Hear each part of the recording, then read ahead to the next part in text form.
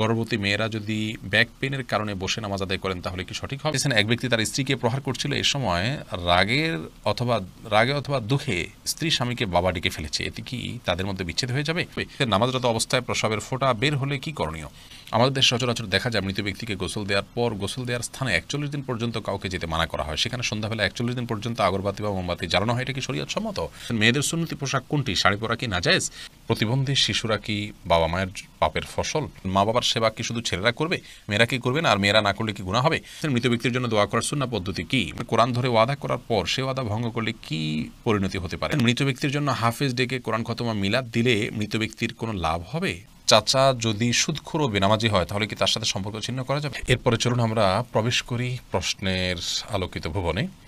মোহাম্মদ মোজাম্মেল হোসেন আপনি জানতে চেয়েছেন, প্রতিবন্ধী শিশুরা কি বাবা মায়ের পাপের ফসল? প্রতিবন্ধী শিশুরা কখনোই বাবা বা মায়ের কিংবা বাবা মা উভয়ের কোনো পাপের ফসল হতে পারেন না। আল্লাহ রাব্বুল আলামিনের অমোঘ বিধান হলো, একজনের পাপের প্রায়শ্চিত্ত আরেকজনকে করতে হয় না, একজনের পাপের বোঝা আল্লাহ রাব্বুল আলামিন আরেকজনের উপরে চাপান না।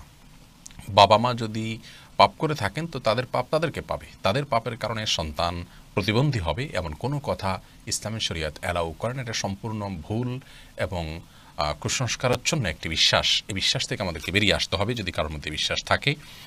বরং প্রতিবন্ধী শিশু, এই শিশু আল্লাহ তাআলার পক্ষ থেকে মা বাবার জন্য অনেক বড় পরীক্ষার বিষয়। তারা যদি এটিকে সবরের সাথে ধৈর্যের সাথে প্রতিপালন করেন তাহলে ইনশাআল্লাহ বেদিন আল্লাহর কাছে তারা মহা পুরস্কার পাবে। আশরাফুল হক শুভ আপনি জানতে চেয়েছেন, আমাদের দেশে সচরাচর দেখা যায় মৃত ব্যক্তিকে গোসল দেওয়ার পর গোসল দেওয়ার স্থানে 41 দিন পর্যন্ত কাউকে যেতে মানা করা হয়। সেখানে সন্ধ্যাবেলা 41 দিন পর্যন্ত আগরবাতি বা মোমবাতি জ্বালানো হয়। এটা কি শরীয়ত সম্মত? কোনো জায়গায় মৃত ব্যক্তিকে গোসল দেওয়া হলে সেখানে এই প্রথাটি আমাদের সমাজে অনেক ক্ষেত্রেই প্রচলিত আছে যে আগরবাতি বা মোমবাতি ইত্যাদি সেখানে আপনার জ্বালানো হয় এবং সন্ধ্যাবেলা 41 দিন পর্যন্ত কাজটি করা হয়। কেউ সেখানে যেতে চাইলে নিষেধ করা হয়। এটি সম্পূর্ণ কুসংস্কার এবং এ ধরনের বিশ্বাসগুলো শিরকি বিশ্বাস, কুসংস্কারাচ্ছন্ন বিশ্বাস। এর বেশিরভাগই এসছে হিন্দু সমাজ থেকে। একজন মুসলমানের এই সমস্ত কুসংস্কারকে বর্জন করা উচিত। যেখানে গোসল দেওয়া হবে সে জায়গার বিশেষ কোনো বিধান নাই, সেটা অন্য 10টা জায়গার মতোই একটি জায়গা। খন্দকার ফয়সাল ইসলাম লিমন জানতে চেয়েছেন, গর্ভবতী মেয়েরা যদি ব্যাক পেইনের কারণে বসে নামাজ আদায় করেন তাহলে কি সঠিক হবে? জি, দাঁড়া যদি স্বাভাবিকভাবে নামাজ পড়তে গেলে ব্যাক পেইন হয় তাহলে সেটা এবং সেটা অসহনীয় হয়, কষ্টকর হয়, রিস্কি হয়, তার জন্য পড়ে যাওয়ার আশঙ্কা থাকে, তাহলে তিনি ইনশাআল্লাহ বসে সালাত আদায় করতে পারবেন। যদি দাঁড়াতে পারেন তাহলে দাঁড়ানোর অংশটুকু দাঁড়ায় সালাত আদায় করবেন। এরপর রুকু সিজদা করাটা তার জন্য কষ্টকর হলে পরে বাকি অংশটা চেয়ারে বসে সালাত আদায় করবেন। আর যদি এটুকুও কষ্টকর হয় তাহলে পুরোটুকুই বসে সালাত আদায় করতে পারে না। এমজাউল্লাহ আপনি জানতে চেয়েছেন, এক ব্যক্তি তার স্ত্রীকে প্রহার করছিল, এ সময় রাগে অথবা দুঃখে স্ত্রী স্বামীকে বাবা ডেকে ফেলেছে, এতে কি তাদের মধ্যে বিচ্ছেদ হয়ে যাবে? না, কোনো স্ত্রী যদি তার স্বামীকে বাবা ডেকে ফেলেন তাহলে এতে তাদের মধ্যে সম্পর্ক নষ্ট হবে না এবং এই কথাটা ফতোয়ায়ে স্বামীর ব্যাখ্যা অনুপাতে এটি কালামে লাগভ বা অনর্থক কথা হিসাবে বিবেচিত হবে। এটার কারণে কোনো কিছু তাদের উপরে আরোপ হবে না। তবে হ্যাঁ, স্বামী যদি তার স্ত্রীকে বলেন তুমি আমার জন্য আমার মায়ের মতো, বোনের মতো, তাহলে এটাকে জেহার বলা হয়। এই জেহারের যদি কাফারা দেওয়া হয় তাহলে তার জন্য তার সাথে স্বাভাবিক জীবনযাপন করা বৈধ, আর তা না হলে সেক্ষেত্রে ভিন্ন বিধান তাদের উপরে আরোপিত হবে। কিন্তু স্ত্রী যদি এটা বলেন তাহলে তাতে কিছুই হবে না। মাসুমা জানতে চেয়েছেন, মা বাবার সেবা কি শুধু ছেলেরা করবে, মেয়েরা কি করবে না? আর মেয়েরা না করলে কি গুনাহ হবে? মা বাবার সেবা ছেলেরা করবে, তাদের উপরে সেবা বলতে তাদের ব্যয়ভার বহন করাটা ছেলেদের উপরে আবশ্যক, মেয়েদের উপর আবশ্যক নয়। আর হ্যাঁ, সেবা বলতে যেটি বোঝায় যতটুকু সাধ্যে কুলায় তাদের প্রতি সদ্ব্যবহার করা, তাদের প্রতি সদাচরণ করা, তাদের আনুগত্য করা, এটি ছেলে মেয়ে সকলের জন্য প্রযোজ্য।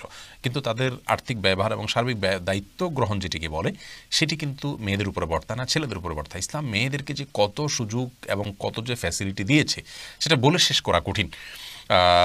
মেয়েদেরকে আল্লাহ রাব্বুল আলামিন বিভিন্নভাবে সম্পদ আহরণের ব্যবস্থা রেখেছেন, কিন্তু সম্পদ খরচের কোনো অপশন তাদের জন্য রাখেন। তার নিজের জন্য নিজের খরচ করা আবশ্যক নয়, অন্যের জন্য তো করা অনেক দূরের কথা। আরিফুল ইসলাম জানতেছেন, মৃত ব্যক্তির জন্য দোয়া করার সুন্নাহ পদ্ধতি কি? মৃত ব্যক্তির জন্য আল্লাহ তাআলার কাছে সাধারণভাবে দোয়া করবেন, আল্লাহ আপনি তাকে মাফ করুন, ক্ষমা করুন, ইস্তেগফার করবেন, কায়মন ওয়াক্যে আল্লাহর কাছে তার পক্ষ হয়ে সুপারিশ করবেন, ক্ষমা চাইবেন। এছাড়া বিশেষ কোনো পদ্ধতি নেই। একত্র হতে হবে, লোকজন জড়ো করতে হবে, হুজুরদেরকে নিয়ে আসতে হবে, এমন কোনো কথা কোরআন হাদিসে আমাদেরকে বলা হয়নি। তানজিনা বেগম জানতেছেন, কোরআন ধরে ওয়াদা করার পর সে ওয়াদা ভঙ্গ করলে কি পরিণতি হতে পারে? কোরআন ধরে ওয়াদা করা এটা ওয়াদা করার পদ্ধতি নয়, ওয়াদা এমনিই হবে। আল্লাহর নামে শপথ করতে চাইলে মুখে বলবেন আল্লাহর নামে আমি শপথ করছি, এটা হলো শপথের সঠিক পদ্ধতি। মোহাম্মদ হাবিবুল হযরত জানতে চেয়েছেন, চাচা যদি সুদখোর ও বেনামাজি হয় তাহলে কি তার সাথে সম্পর্ক ছিন্ন করা যাবে? না, কেউ বেনামাজি হলে বা সুদখোর হলে সম্পর্ক ছিন্ন কেন করতে হবে? আপনার বা যদি সুদখোর বা বেনামাজি হয় তার সাথে আপনি সুসম্পর্ক রাখবেন তাকে সৎপথে আনার জন্য। সুসম্পর্ক রাখতে তো সমস্যা নেই। হ্যাঁ, তিনি সুদখোর হলে তার উপার্জন আপনি ভোগ করবেন না, সেটি আরেকটি বিষয়, কিন্তু তার সাথে এই জন্য সম্পর্ক ছিন্ন করা উচিত না। তাকে সংশোধনের জন্য বরং আপনি অগ্রসর হতে হবে। বাবা চাচা তারা যদি বিপদগামী হয় তারপরে তাদের সাথে সদাচরণ এবং সাধারণ যে সম্পর্ক সেটা আমাদেরকে বজায় রাখার চেষ্টা করতে হবে। এটি নির্দেশ ইসলাম আল্লাহ তাআলা কোরআনে দিয়েছেন। আব্দুল্লাহ মারুফ জানতে চাইছেন ছেলেদের টাকনুর উপরে প্যান্ট পরার বিধান কি সব সময়ের জন্য নাকি শুধু নামাজের সময়ের জন্য? ছেলেদের টাকনুর উপরে প্যান্ট পরার বিধানটা সব সময়ের জন্য, শুধু নামাজের জন্য না। তবে নামাজের সময়ে হারামের মধ্যে লিপ্ত থাকার খুবই ডেঞ্জারাস, সেজন্য এই সময় টাকনুর উপরে তোলাটা আরও বেশি গুরুত্বপূর্ণ। আপাতত একটা হাদিস আছে যে ব্যক্তি টাকনুর নিচে কাপড় পরে তার ইবাদত কবুল হয় না, এই জন্য নামাজের আগে অনেকে টাকনুর উপর কাপড় গোছান, যদিও সেই হাদিস সনদকে অনেক মুহাদ্দিসিন কিরাম দাঈফ বা দুর্বল সূত্রে বর্ণিত বলে উল্লেখ করেছেন। কিন্তু সালাতের সময় টাকনুর উপরে কাপড় থাকলে আপনি সালাত আদায় করছেন অথচ আপনি গুনাহ করছেন, কবিরা গুনাহে লিপ্ত আছেন। বিষয়টা কি দাঁড়ালো যে আপনি একটা ভালো কাজ করছেন তখন এটা গুনাহে লিপ্ত আছেন, সেই জন্য এটা এক্সট্রা নিন্দনীয়, কোনো সন্দেহ নেই।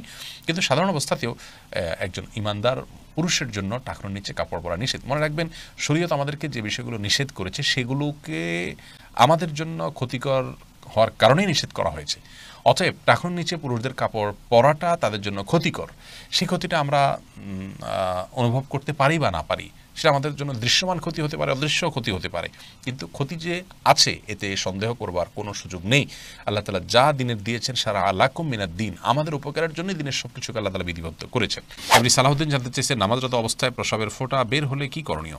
নামাজরত অবস্থায় যদি পেশাবের ফোঁটা বের হয় তাহলে সেদিন নামাজ ছেড়ে দিতে হবে এবং কাপড় লাগলে সে অংশ ধুয়ে ফেলতে হবে এবং নাপাক দূর করে টিস্যু ইত্যাদি দিয়ে পানি দিয়ে তারপরে উজু করে তাকে নামাজ পড়তে হবে। আর যদি এটা তার অনবরত বের হতে থাকে এবং 4 রাকাত নামাজের মধ্যে 4 রাকাত নামাজ পড়তে যে পরিমাণ সময় লাগে, ধরুন 8-10 মিনিট, এই সময়টুকুও তিনি ফ্রি হন না বা মুক্ত থাকেন না, এর মধ্যেও তার পেশাব এসে পড়ে তার ইচ্ছায় অনিচ্ছায়, এরকম যদি হয় তাহলে সেক্ষেত্রে তার জন্য ওই অবস্থায় সালাত চালিয়ে যাওয়া জায়েজ আছে, কারণ তার পুরো সালাতের ওয়াক্ত জুড়ে কয়েক ঘন্টা জুড়েই অনবরত আসতে থাকে। আর যদি এরকম না হয়, শুধু ওই সালাতের মধ্যে এসছে, তাহলে তার সালাত ছেড়ে সেটিকে পরিচ্ছন্ন করে এসে সালাত আদায় করতে হবে। সাদিক জানতে চেয়েছেন মানুষ মারা গেলে মাইকিং করা জায়েজ আছে কিনা? মানুষ মারা গেলে তার মৃত্যুর সংবাদটা শুধু প্রিয়জনদের জানানো হলো যে তিনি মারা গেলেন, এটুকু মানুষকে জানানোতে দোষের কোনো কিছু নেই।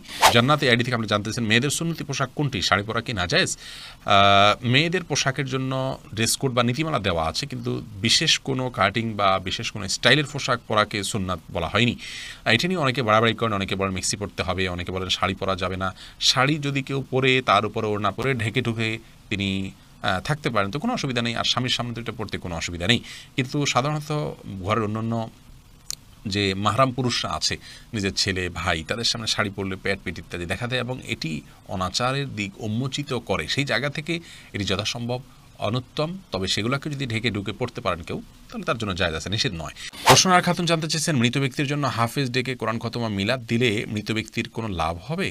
মৃত ব্যক্তির জন্য হাফেজ ডেকে কোরআন খতম পড়া মিলাদ পড়া কোনো শিক্ষা ইসলাম দেয়নি। এটি সম্পূর্ণ আমাদের দেশীয় সংস্কৃতি বা আঞ্চলিক সংস্কৃতি বা আমাদের বানানো সংস্কৃতি। মৃত ব্যক্তি নিজে তেলাওয়াত করলে তার সব তিনি পাবেন, আমরা তেলাওয়াত করলে তার তেলাওয়াত করে তার সব তার জন্য পৌঁছাতে চাইলে সেটি অনকল আমার মতো জায়েজ আছে। কিন্তু হাফেজ বা হুজুরদেরকে ডেকে এনে তেলাওয়াত করানো এবং তার জন্য পেমেন্ট করা, যেটা আমাদের দেশে প্রচলিত আছে, এটি ইসলাম শরীয়তের দৃষ্টিকোণ থেকে জায়েজ কাজ নয়। যেটি করছেন এবং যিনি করাচ্ছেন সবাই গুনাহগার।